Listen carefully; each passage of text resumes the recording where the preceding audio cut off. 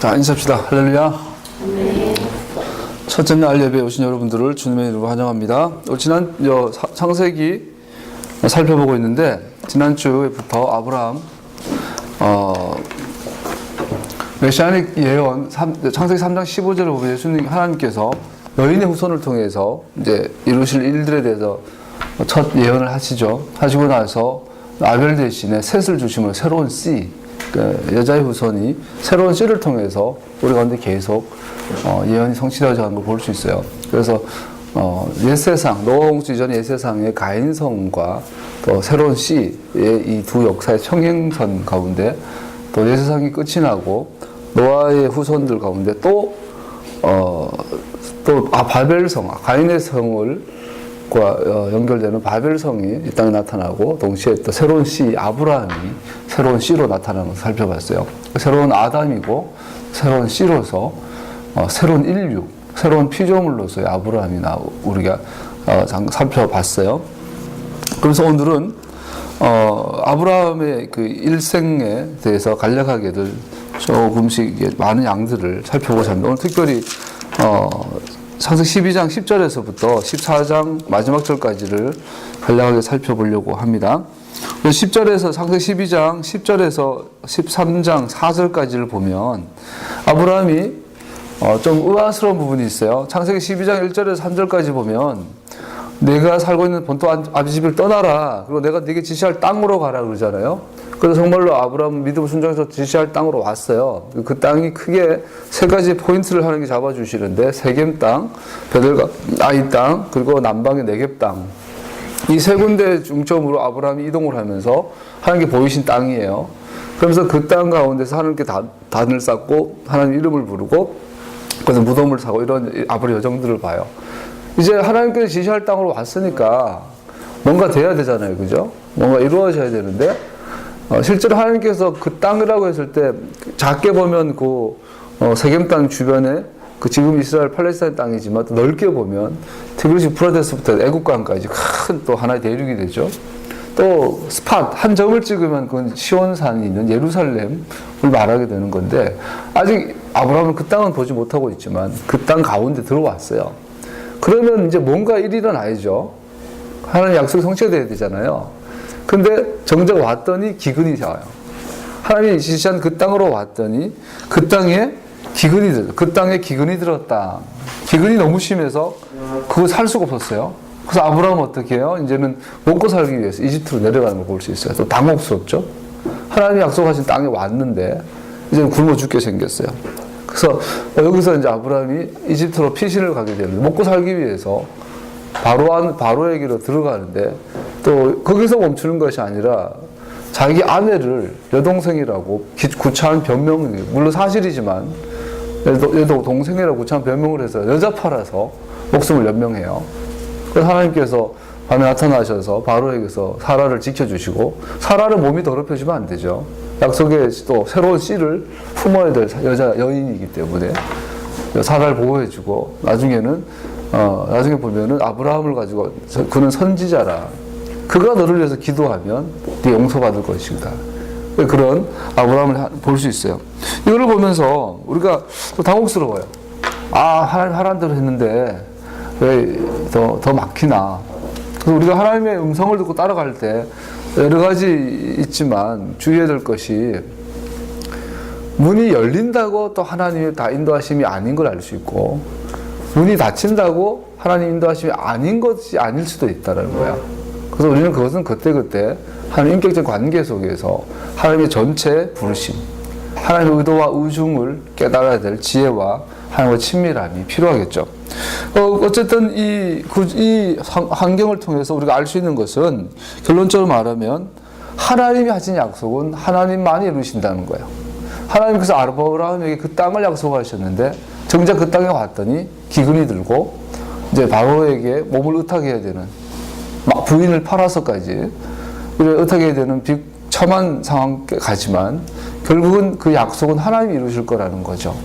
우리가 하나님의 말씀 가운데 섰을 때 각자의 부르심이 다 있어요. 여러분과 내가 저는 극단적인 표현으로 영적인 거지라고 그러는데 홈리스, 영적 홈리스. 뭐 옛날에 어떤 분이 천국 가봤더니 천국에 꽃밭이 있다 그래요. 그래서 천국 갔는데 집이 없대. 그래서 천국에 거지들이 있대. 천국에 홈리스. 너무 낭만적이죠.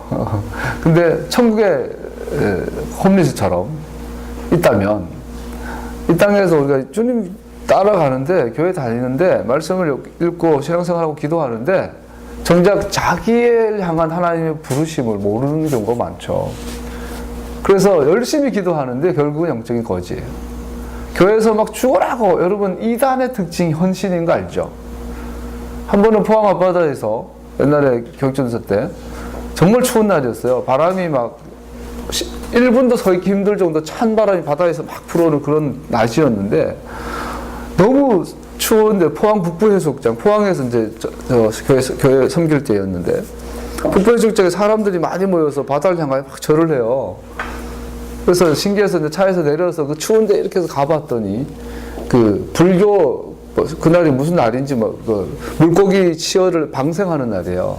그 추운데 장갑도 안 끼고 그 물에 들어오는 고기들 방생하면서 막 낀 걸 두드리고 스님들, 중들도 와서 이러고 있고 무당도 있고 막 큰 행사더라고요. 그때 보고 느낀 게, 야, 이 추운데 방생 행사 한다고 여기 몇 시간째 서 있는 걸 보니까 여러분 이단 또 하나님이 인간을 찾아오는 것이 아니라 인간이 신을 찾아야 되는 종교들 또 기독교 안에서도 좀 이상한 이단들의 특징들은 열심이에요. 거짓 종교, 거짓 신앙의 가장 큰 특징은 열심이에요. 그래서 무당들은 며칠 굶으면서 산을 헤매는 거를 잘 해요. 힘들고 힘들어 하면서도 무서워하면서도 하는 거 열심이에요. 우리가 하나님과 인격적 관계를 떠나면 단순한 열심이 나와요. 그래서 열심히 신앙생활하고 열심히 교회 다니고 열심히 기도하고 열심히 성경 공부하고 열심히 전도 선교하는데 영적인 거지. 안타깝게도 저는 대부분이 그런 것 같아요. 어쩌면 나 스스로도 하나님의 콜링을 잃어버리고 아브라함이 그랬을 거예요. 아마 당혹스러웠을 거예요. 그러니까 자기 부인을 팔았겠죠. 하나님이 가라고 왔는데 하나님이 부르신 콜링이었는데 왔더니 환경은 기근이에요. 처자식을 책임질 수 없을 만한 환경이에요. 그래서 급하니까 인간적인 방법이 나오는 거죠. 약속의 씨를 품어야 될 여인을 팔아가지고 목숨을 연명하는 그걸 보면서 야, 그러니까 순간적으로 이제 우리의 부르심을 놓쳐버리면 지금 내가 가는 길이 맞나? 길을 잃어버리죠. 당혹스러워지죠. 그 순간에 믿음을 놓치게 되면 어떻게 되나요? 영적인 홈리스가 되는 거예요. 그리고 영적인 홈리스가 나오면 어떻게 되냐면 가만히 서서 하나님이 왜 이런 의도와 의중 가운데 날 두셨을까? 그분의 의중이 뭘까라고 살펴봐야 되는데 우리는 어떻게 하죠? 스스로 길을 열라 개척을 하려고 그래요. 그래서 거기서 나오는 게 열심이죠. 신앙계 종교적 열심이에요. 근데 열심히 하다 보면 뭔가 나름대로 성취가 있어요. 근데 그것이 쌓이다 보면 즉 오히려 집사가 되고 장로가 되고 권사가 되다 보면 목사가 되다 보면 오히려 더 심각한 영적인 거지 상태가 되어버릴 때가 있다라는 거죠. 그래서 우리는 잘 분별해야 될 줄 압니다. 그래서 하나님 앞에 하나님 음성을 들으려면 어떻게 해야 돼요? 잠잠해야 돼요. 그분의 행하심이 있을 때까지 기다릴 줄 알아야 돼요. 그 믿음의 다른 말은 기다림이죠. 근데 어쨌든 이 본문을 통해서 이러한 위협 앞에서 오늘 본문은 하나님께서는 항상 자신의 말씀에 대하여 신실하시며 그 자신이 그 속에 개입하셔서 약속을 지키신 것을 보여준다. 자, 아브라함의 입장에서는 길을 잃어버린 것 같고 정말 내가 그때 기도할 때 들었던 하나님의 부르심이 맞는지 정말 본토친지 아집을 떠나러 했었나? 그죠? 근원부터 헷갈릴 거예요. 그랬을 때 아브라함은 어쨌든 이집트로 왔는데 결과적으로 보면 하나님의 섭리였고 하나님께서 그를 통해서 이루신 일들이 있는 것을 우리는 또 볼 수가 있어요. 그래서 믿음이라는 것은 하나님의 신뢰하며 그분의 부르신 가운데 머무르는 것. 그래서 하나님과 동행한다라는 것은 하나님을 앞서는 것이 아니라 나란히 가는 것도 아니라 살짝 떨어져 뒤따라가는 거죠. 그러니까 소동 구름기둥이 일어나면 나도 일어나고 그래서 같이 가는데 한 템포 느리게 따라가는 히트할렉한 하나님과 동행한다라는 것 볼 수 있게 되죠. 아브라함의 애굽 근데 재밌는 건 나중에 보니까 이 아브라함이 애굽에 내려갔던 여정 그리고 아브라함이 다시 정신 차리고 다시 그 땅으로 돌아오는 여정이 놀랍게도 요셉이 애굽에 내려갔던 여정과 평행을 이루더라는 거예요. 서술의 이 문학적 기술을 보면 또한 여호수아 공동체, 모세 공동체가 그 출애굽의 밤에 6월절 밤을 기점으로 출애굽을 하던 그 기술과 평행골을 이루더라는 거예요. 수십 절의 구절에 있어서. 그래서 이 모세오경을 기록한 저자는 우리에게 뭔가를 의도하고 있는 거예요. 그러니까 지금 당장은 길을 잃어버려서 기근이 온 그 땅, 약속의 땅에 기근이 오고 애굽에 내려갔지만 아브라함이 먼저 애굽에 갔다가 하나님의 선지자라는 인정을 받고 다시 올라온 이 여정은 하나님의 백성들의 역사 가운데 반복되는 것을 보여주고 있어요. 성경 전체가. 이 말은 결론적으로 말하면 성경은 우리에게 이렇게 말하고 있다는 걸 볼 수 있어요. 바로 이렇게 출애굽기 41장에 보면 상세기 바로께서 꿈을 두 번 겹쳐 꾸신 것은 하나님이 이 일을 정하셨습니다. 속히 행하시리니. 이걸 말하고 싶었다는 거예요. 그래서 요셉이 내려가고 요셉을 통해서 아브라함의 자손들 70명이 다 내려가고 430년 뒤에 그들이 다시 올라오는 이 사건에 대한 하나의 예시로 본의로서 아브라함이 내려갔다 왔다라고 성경 전체는 서술 자체가 우리가 보여준다는 메시지를 받을 수 있다는 거죠. 그러면서 요셉의 입을 통해서 아브라함이 내려가서 비굴하게 여인의 이름을 팔아서 목숨을 연명하는 자리였는데 하나님은 그를 선지자로 바로가 아브라함에게 기도 좀 해주세요 부탁해야 되는 권위의 자로 세워버리는 사건을 통했는데 정확하게 요셉이 노예로 잘려갔다가 이제는 요셉의 꿈의 회복을 통해서 바오라의 생명에 연명되어지는 이 사건의 유비를 통해서 하나님이 하고 싶은 말씀이 뭐냐? 요셉의 입을 통해서 대신 말하고 있다는 거죠. 뭐냐면 하나님께서 이 일을 정하셨습니다. 하나님께서 이 일을 속히 행하실 것입니다. 할렐루야. 우리는 우리가 갈 길을 잘 몰라요.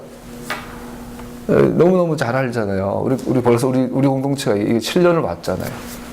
정말 그 많은 하나님의 은혜와 하나님의 계시와 체험과 임재를 경험했지만 가면 갈수록 우리의 부르심 오리무중.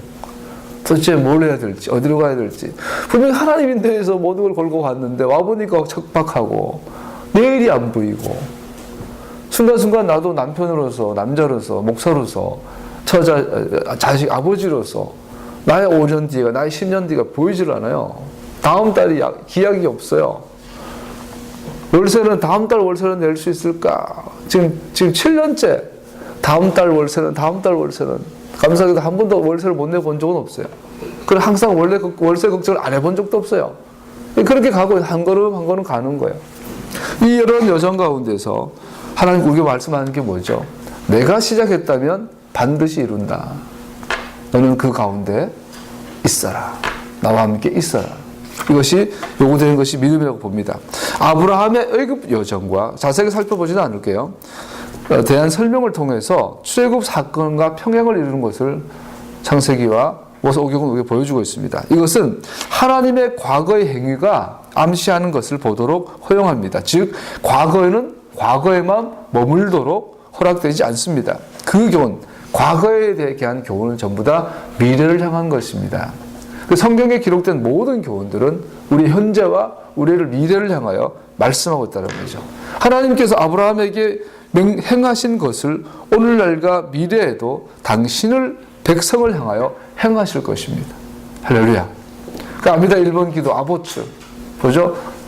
아브라함의 하나님, 구태여 아브라함의 하나님, 이삭의 하나님, 야곱의 하나님이라고 말하는 그거를 우리는 하루에 3번씩 매일 반복해서 고백해요. 그래서 우리가 배운 내용이 뭐예요? 그 아브라함의 하나님이 나의 하나님이라는 거예요. 정확하게 아브라함과 관계했던 그 방식대로 나와 관계하시는 분이라는. 또 하나는 아브라함과 이삭과 야곱과 언약을 맺으셨는 그 정확한 그 언약을 나와 맺으시는 산자의 하나님이시라는 거예요. 우리 이걸 매일 3번씩 반복하며 기도하는 것이 아미다 기도 1번이에요. 하나님 나의 하나님이십니다. 그래서 우리는 아브라함과 똑같은 여정의 길을 그래서 그가 믿음의 조상이 되는 거겠죠. 이 일이 하나님에 의해서 확고히 결정된 것이며 하나님께서는 자신의 약속을 곧 이루시리라는 것을 보여주기 위함입니다.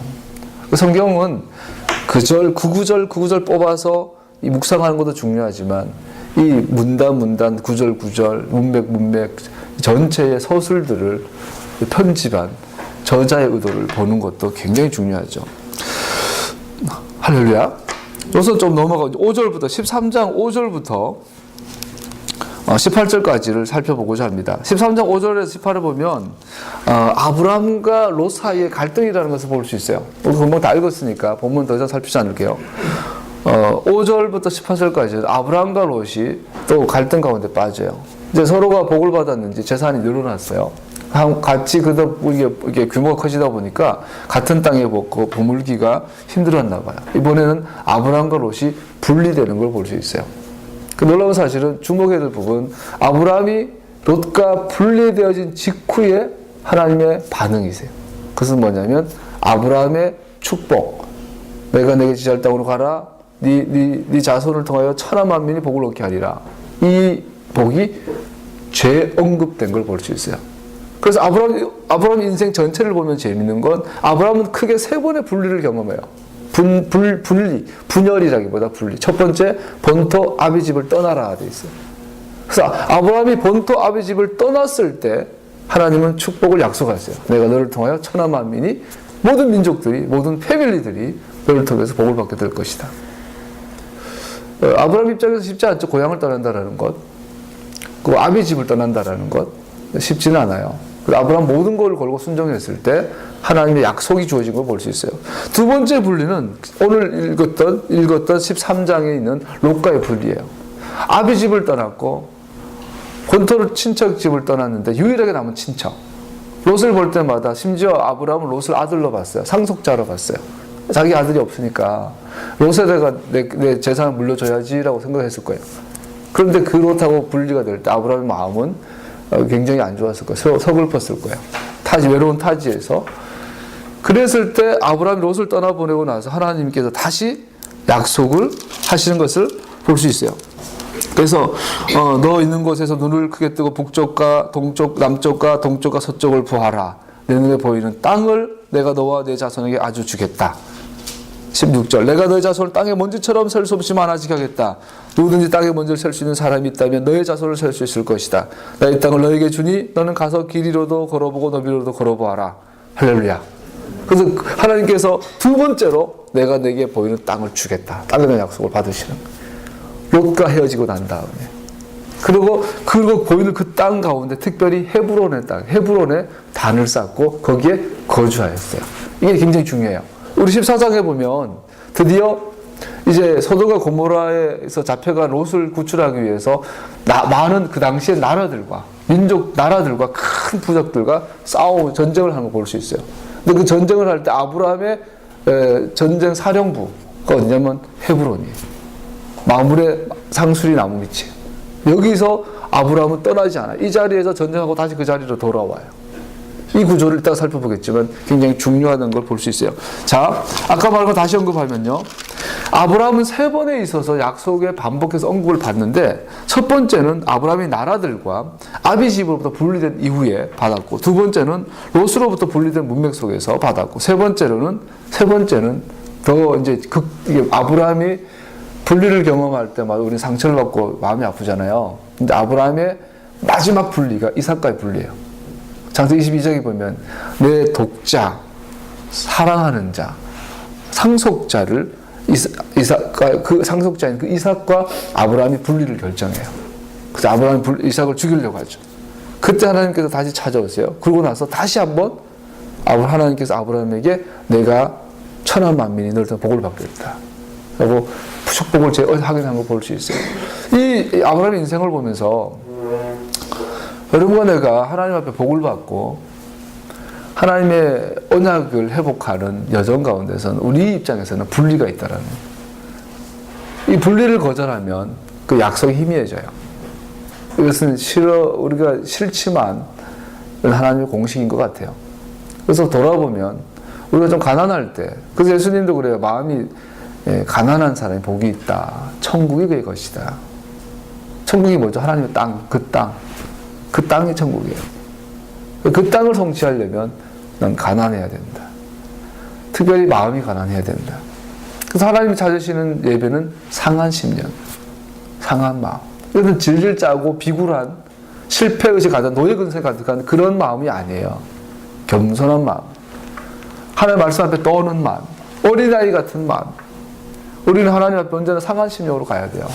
상한 심령은 나의 막 모질람, 나의 허물을 발견해서 자학하고 비관적이고 이걸 상한 마음이라 하지 않아요. 상한 심령은 하나님의 은혜 앞에 내 안에 선함이 없음을 발견해요. 그래서 마치 하나님을 사랑하다 보니까 내 가족을 미워하는 것처럼 하나님을 사랑하게 되는 그 양극을 경험하는 그 상한 심령이에요. 그래서 하나님의 도우심 없이, 하나님의 은혜 없이, 하나님의 능력 없이 나는 이 땅에서 하루 살 수 없음을 깨닫는 것.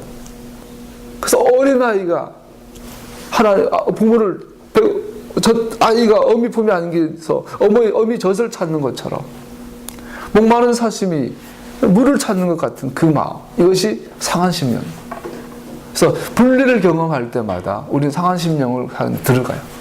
여러분의 삶에 불통이 와요. 콜링이, 부르심이 희미해져요. 나는 왜 사는지. 하나님이 날 떠난 것 같아요. 개인적으로 내가 네 뒤에 숨겠다. 12년째. 하나님께서 내가 네 뒤에 숨겠다. 나는 자꾸 계산해. 7년째니까 앞에 오시겠지. 10년 지나면 내 앞에 오시겠지. 12년이 지나면 여전히 내 뒤에 숨어 계세요. 중요할 때마다. 시편 16편에 보니까 그가 내 우편에 계심으로 그가 내 앞에서 나를 도우는 이런 표현들이 있어요. 하나님은 앞에도 계시다가 옆에도 계시다가 숨으시도 하시다가 그러나 언제나 주님은 다 보고 계시죠. 여러분 믿음 가운데 서야 될 줄 압니다. 할렐루야. 임마누엘의 하나님을 찬양합니다. 그분 여전히 우리 가운데 계시고 여전히 우리 손을 잡고 계신 줄 믿습니다. 사도 바울은 고백했죠. 풍부에 처하나 가난에 처할 줄 알아야 하겠다. 우리 13장 8절 9절 다시 한번 읽어봅시다. 13장 8절 9절. 아브라함이 롯에게 말하였다. 너와 나 사이에 그리고 너의 목자들과 나의 목자들 사이에 어떠한 다툼도 있어서는 안 된다. 우리는 한 핏줄이 아니냐. 네가 보는 앞에서 땅이 얼마든지 있으니 따로 떨어져 살자. 내가 왼쪽으로 가면 나는 오른쪽으로 가고 네가 오른쪽으로 가면 나는 왼쪽으로 가겠다. 자 보세요. 근데 여기 이게 아브라함이 사람이 좋아서 이렇게 조카로서 양보해 보이지만 이 성경 전체를 보면 심각한 거예요. 아브라함이 양보한 땅은 약속의 땅이에요. 이 롯은 후에 누구를 낳죠? 모압과 암몬 족속을 낳아요. 모압과 암몬 족속은 영원토록 이스라엘의 총에 들어오지 못하리라. 저주받은 민족이에요. 롯이 딸하고 관계 안에서 태어난 아이들. 그것이 한 큰 민족을 이뤄가지고 문제는 모압과 암몬 족속이 나중에 모세 공동체가 이제 가나안으로 출애굽해서 가나안 약속 땅을 취하려고 할 때 심각하게 방해하고 대적한 민족이 돼요. 이스라엘의 대적이 되는 거예요. 모압과 암몬이. 그래서 하나님께서 민수기에 보면 모압과 암몬은 영원토록 하나님의 총에 들지 못하겠다고 말씀하세요. 즉 아브라함이 이 시간에 그냥 어떤 생각인지 모르지만 롯에게 양보하는 이 일은 하나님께서 아브라함에게 약속하신 땅을 성취하는 이 거룩한 구속의 역사 가운데 심각한 장애물이 될 수 있는 거예요. 자칫 롯이 눈을 들어 소돔과 고모라를 봤는데 좋아 보이기 망정이지, 만약에 아브라함이 봤던 땅이 있죠. 반대로 동편으로 안 가고 아브라함이 보기에 좋았던, 아브라함의 눈에 보여주셨던 그 땅을 보고 내가 저 땅으로 갈게 했으면 어떻게 할 뻔했어요. 엄청난 혼선이 올 수도 있었겠죠. 이것처럼 하나님의 약속의 성취에 있어서 가장 큰 장애가 되었던 바로 그 사람 롯, 모압 암몬의 조상, 그들에게 약속의 땅을 지금 아브라함은 넘겨주려고 한다. 아브라함 때문에 약속은 이제 모압 족속과 모압 족속의 조상에 변하기 쉬운 마음에 따라 좌우되는 위치에 놓이고 있다. 그러나 감사하게도 다행히도 롯이 동쪽을 택함으로써 아브라함은 약속의 땅에 남았다. 하나님의 약속은 아브라함의 미숙할까요? 이런 에도 불구하고 안전하게 유지되었다. 할렐루야. 하나님께서 그 땅을 향하여 이렇게 지키시고 보호하신 거 볼 수 있어요. 새초에서 새말까지 하나님 그 땅을 지키세요. 그래서 만약에 심각해요. 여러분 우리는 쉽게 생각하지만 롯이 아브라함이 말을 했잖아요. 롯이 난 저 땅을 취할래 그러면 그 땅은 영원히 롯의 땅이 되어버리는 거예요. 아브라함의 땅이 되어야 되는데 그런데 불구하고 롯은 그 땅이 아닌 동쪽 땅을 택해요. 미케뎀으로 가게 돼요. 거기는 소돔과 고모라가 있었고 마치 주님의 동산, 에덴 동산 같았더라. 케뎀이라는 단어에서 의미를 보잖아요.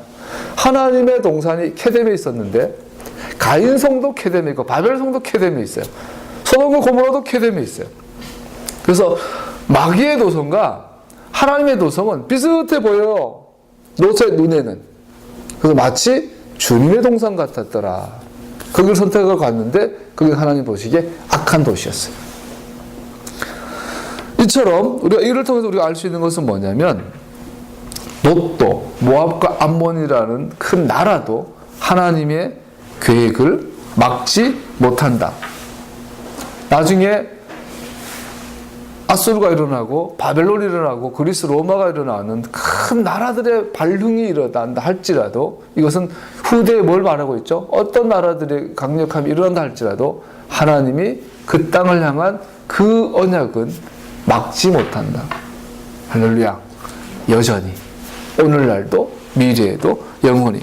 그래서 나라들의 계획조차 이스라엘 향한 하나님의 계획과 목적을 위해서 사용되는 것을 반복해서 볼 수 있어요. 이건 나중에 예언서에도 보면 이사야 보면 이런 말이 45장에 보면 바사왕 고레스가 등장을 해요. 그 고레스를 통하여서 고레스의 모든 계획과 군사적인 정복은 고레스는 인류 역사상 알렉산더의 어떤 버금가는 징기스칸의 버금가는 시대의 영웅이에요. 대륙을 정복한 자예요. 이런 자가 했던 모든 정치적인 군사적인 계획과 정복은 오직 결론적으로 보니까 하나의 목적만을 위해 가지는데 그것은 하나님의 백성인 이스라엘이 약속의 땅으로 돌아와 안전하게 그것에 거하도록 하기 위함이다. 할렐루야. 아침에 기사를 봤는데 지금 일본이 극우화되고 있잖아요. 그 일본의 이제 국립도서관에 안내일기라는 그 책이 유대인들의 독일 나치가 유대인들 대학살한 것을 증거하는 안내일기라는 책이 110권가량이 훼손됐대요. 다 찢어지고 이래 돼가지고 일본의 도서관에서 그거를 따로 관리하고 예약받아가 대출해주고 경찰에 수사를 의뢰했대요. 이거를 보고 지금 이스라엘에서 정식으로 수사를 의뢰 요청하려고 그런 것 같더라고요. 그래서 어떻게 역사를 부정하냐. 지금 일본이 일본 전체가 집단 히스테리 걸린 것 같잖아요. 집단 정신병 걸린 것 같잖아요. 그 우파들 몇 명이 선동하는데 나머지가 다 따라가가지고 완전히 지금 다시 한번 임진왜란이 다시 한번 이 조선 침략이 일어날 것 같은 분위기예요. 나라들이 일어나고 있어요. 근데 또 이스라엘을 공격하고 있어. 일본이 저놈들이 이스라엘 건드는 순간에서 역사적으로 또 어떻게 될지 모르죠. 이번에 미국에서 독도와 그 동해, 일본해와 동해를 병기하는 운동이 지금 일어난다 그러는데 우리나라의 외국 대사 가운데 유일하게 이스라엘 대사만 이스라엘 대사한테 쓰는 그 지도에 유일하게 독도라고 표현했더라고요. 이스라엘 대사관만 유일하게 동해라고 표현했더라고요. 프랑스나 다른 나라들은 전부 다 일본어라고 표현하고 뭐 이렇게 리앙쿠르 뭐 이런 식으로 표현하는데 이스라엘이 맞더라고요. 다행히. 그 속으로 다행이다. 젊은 애들이 어쩌고든 이스라엘을 요구할 텐데 잘했네. 또 이번에 우리 또 교인들이 이집트 시나이 반도 갔다가 테러해서 몇 명 돌아가셨잖아요. 근데 처음에 기사를 봤는데 사람이 다쳤는데 이스라엘 구급차가 와서 그들을 보호하려고 했는데 이집트 정부가 막아서 그 5분 거리에 있는 병원에 못 가고 몇 시간 기다렸대 지혈하면서. 난 처음에 이스라엘 기사 보고 나오면은 긴장을 해요. 그래서 이스라엘 정부가 우리나라 테러 당한 환자들을 거부했나? 그리고 처음에 잘못 봐가지고 이러면 안 되는데 그거 내 기사를 자세히 봤더니 이스라엘은 우리를 도와주려고 했는데 이집트가 거절했더라고요. 그래서 다행이다. 어떻게 하든지 나는 한국과 이스라엘이 하나 되기를, 이렇게 호의적인 관계가 되기를, 이렇게 많이 이렇게 우리 현대자동차가 중소형 시장을 이스라엘 석권하고 있다 그래요. 토요타를 제쳤다 그래요. 또 그런 반가운 소식이고. 하여튼 여러분 이스라엘 저주한 자는 저주받아요. 그 땅을 축복하는 사람은 축복받아요. 그리고 롯의 사건을 살펴보고 있는데 옆으로 빠지는데 이 고레스라는 당대 희대의 영웅, 알렉산더의 엄청난 정복 전쟁들, 징기스칸, 특별히 그리스 로마로 대변되는 그 서양의 그 모든 역사의 중심은 이스라엘이 있어요. 결과적으로 나중에 예수님 오셔서 지구 역사를 다시 한번 써머리 해보면 정확하게 그 땅을 중심으로 주님께서 움직이셨던 걸 볼 수 있어요. 여기 롯이 자기 딴엔 좋은 걸 택했는데 결국은 이스라엘과 분리된 사건이었어요. 고레스가 자기 딴에 열심히 정복하고 나라를 회복했는데 결국은 이스라엘 돕는 것이 결과였어요.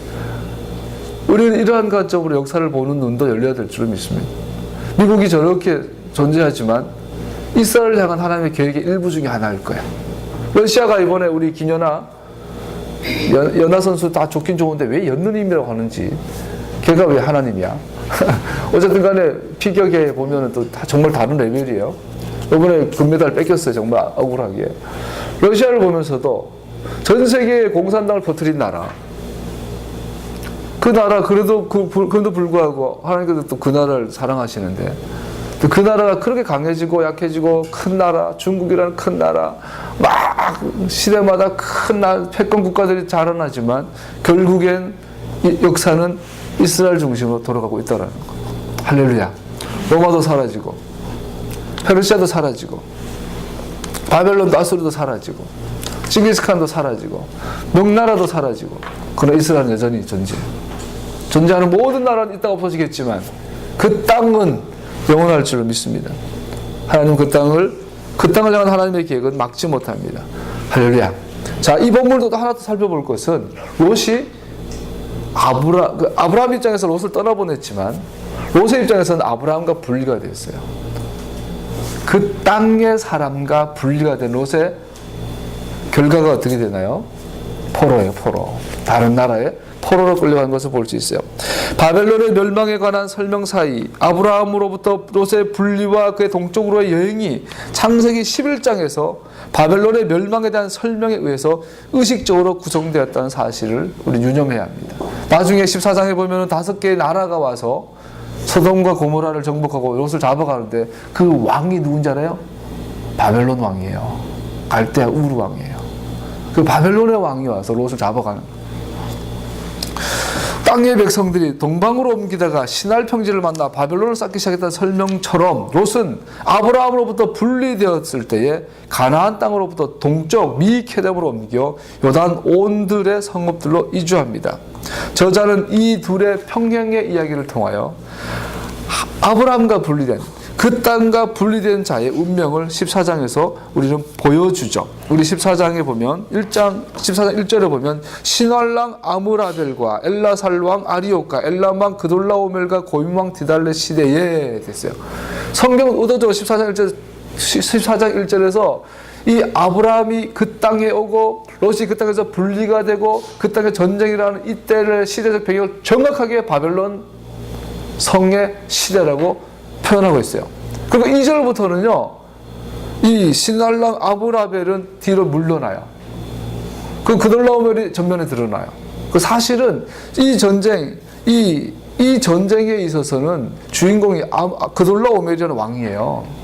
그런데 14장 1절에는 저자가 의도적으로 제일 앞에 신할 왕, 바벨론 왕 아므라벨을 전면에 드러내고 있어요. 이것은 저자의 의도가 뭐예요? 이것은 바벨론의 시대다. 즉 요단 동편, 에덴의 동편, 아브라함이 있는 곳에서 분리된 자의 실존은 바벨성에 들어가 버린 것을 우리는 결과적으로 볼 수 있는 거죠. 자, 아브라함이 헤브론에 있는 그의 단에서 경배한 하나님 주님은 동방의 내왕들을 아브라함의 손에 붙이신 천지의 주제이시다.